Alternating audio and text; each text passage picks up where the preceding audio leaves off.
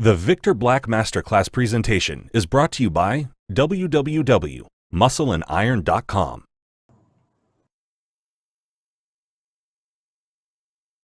Sawadee-Kap, hello and welcome to another Victor Black Masterclass video. In today's video, we're going to talk about how to get the most out of coaching. Now, I wanted to make this video. I think there's a couple of groups that might value this.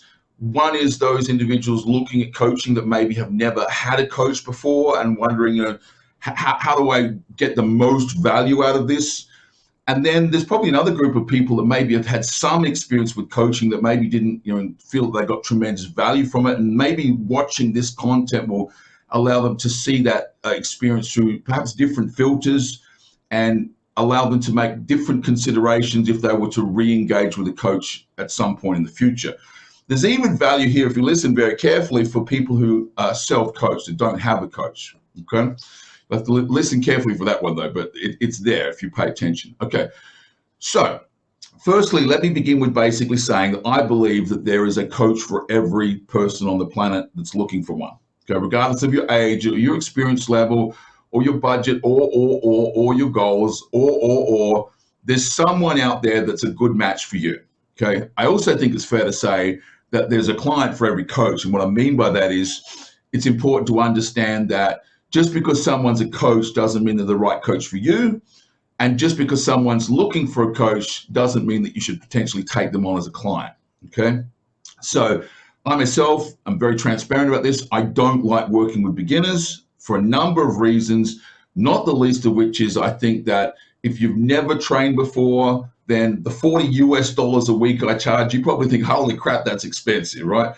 And if you're someone that fits into the category of people that I think I have tremendous value for, you probably think, holy crap, that's cheap because I know what other guys charge, okay?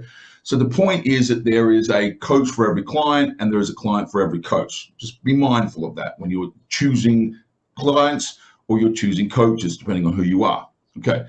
So regardless of that, I believe that all good coaching methodologies follow the following framework, like it's a 5-point plan. Firstly, we need to understand what the client's goals are. What do you want? Okay. Now, it's also fair to say that a good coach will help you to understand whether that goal or not is realistic, whether it's achievable. Okay. But you need to understand what your goal is. And the reason I say this, you'd be surprised by the number of people that come to me talking about TRT, and 10 minutes in I go, so what you really want to find out about is a steroid cycle.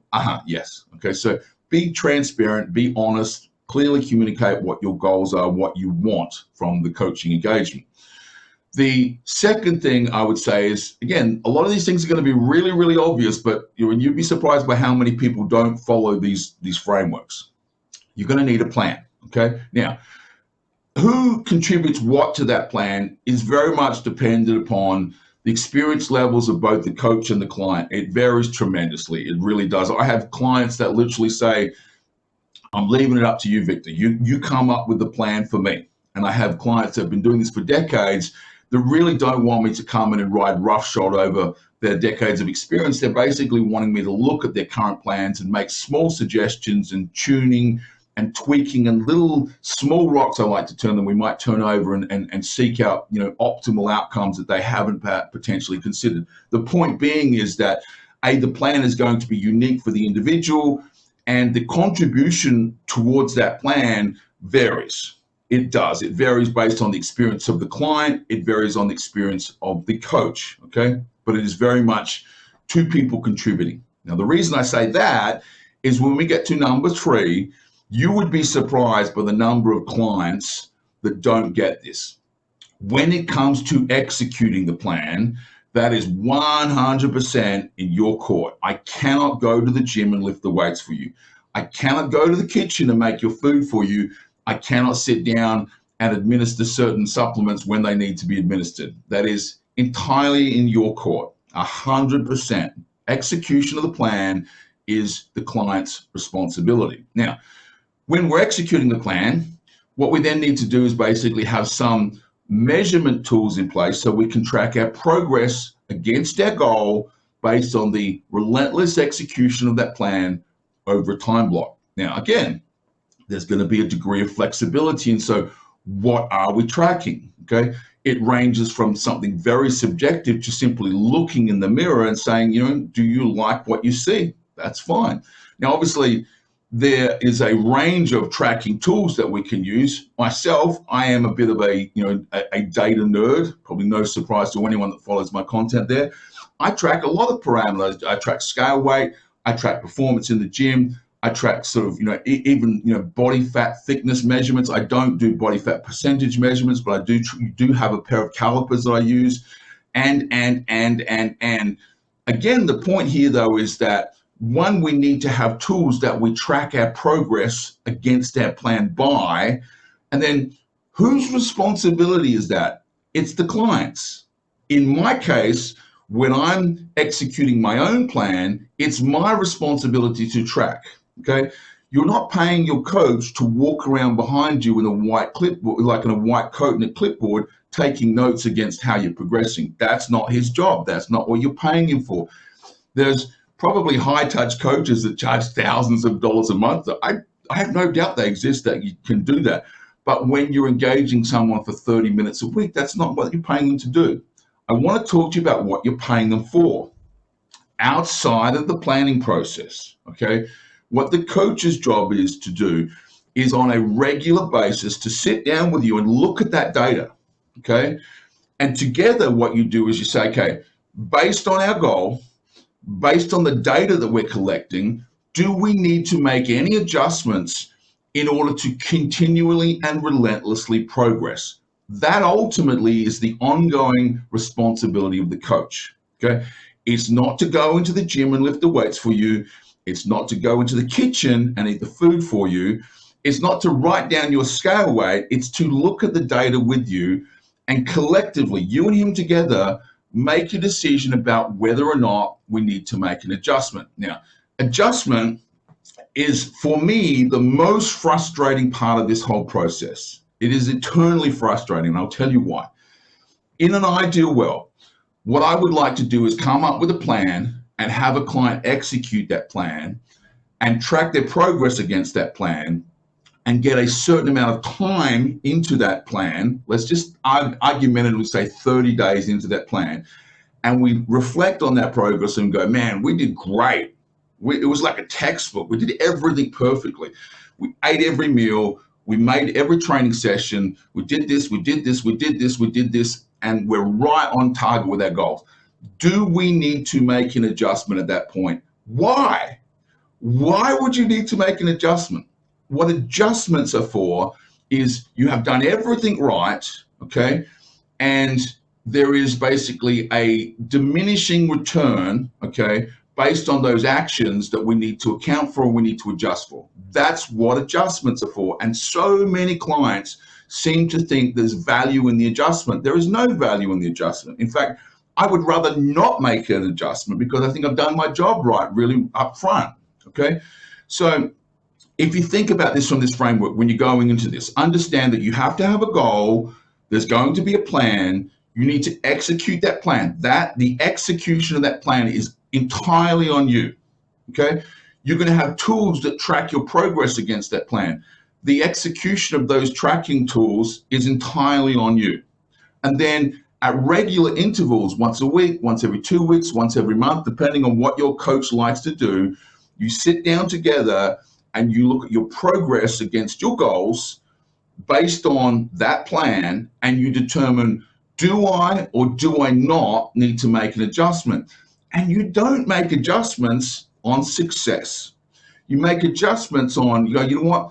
We're starting to see a softening of progression, okay? We're not improving week on week. Maybe we need to make an adjustment here, okay? That's a profoundly different thing to the way most people see adjustment process. They see the value of the call or the value of the check-in as being the adjustment. What are you changing? Tell me what you're doing differently. Ideally, nothing. Honestly, ideally, nothing. I will make the adjustment, or the coach will make the adjustment based on potential predictive softening of achievement against our goals, okay? So try and keep this short, about 10 minutes. Let's summarize. If you were going to engage a coach or you coach yourself, and this was saying before, there's a 5-step process. You have a goal, you have a plan, you execute the plan, you track your progress against the plan, and you make adjustments against the plan. There are some steps in this process which are entirely upon you, 100%, okay? So the setting of the goal is really driven by you, okay? The setting of the plan is a combination of you and the coach. Depending on your experience level, the coach might do more or less to contribute to the plan, okay? But the execution of that plan, that's entirely upon you. That's all in your court. And the tracking of your progress against that plan, that's all on you, okay? And then every week, every 2 weeks, every month, whatever the time frame is that your coach wants to get together with you and talk to you about your progress against that plan, you may or you may not make an adjustment to your plan based on what you've been doing. But please understand this. If you haven't been executing correctly, I'll say that again. If you have not been executing correctly, why would there be an adjustment? You would simply draw a line under that point and say, there's no point in making an adjustment until I execute the plan.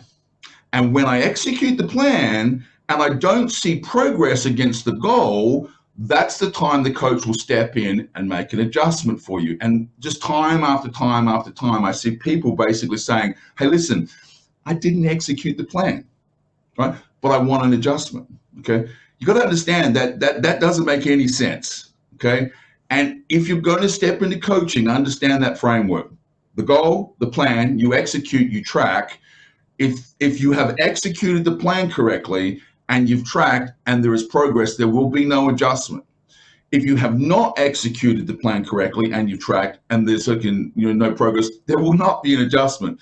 The only time you make an adjustment to the plan is this, and that is when you say, hey, listen, I did everything perfectly, okay? I tracked my progress perfectly, and for a period of time I saw progression, and then it started to soften, and I feel I need to make an adjustment to see continual and relentless progress. That's when an adjustment occurs. And if people understood that, I'm sure that the relationship between clients and coaches would be more fruitful and better outcomes would be realized.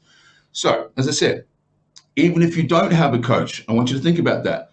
That all changes. Really, the only differences between having a coach and not is when you sit down and you create the plan on your own. You don't have that second opinion. And when you sit down and look at adjustments, your progression against the plan, no one's looking over your shoulder, with a second set of eyes, maybe more experienced eyes, saying, this is what we should change and why, okay? So all of those tasks are your tasks, whether you have a coach or not. The coach, okay, is adding value to the process. The coach is not executing the process itself. Hopefully that makes sense for everyone. So that's it for today's video.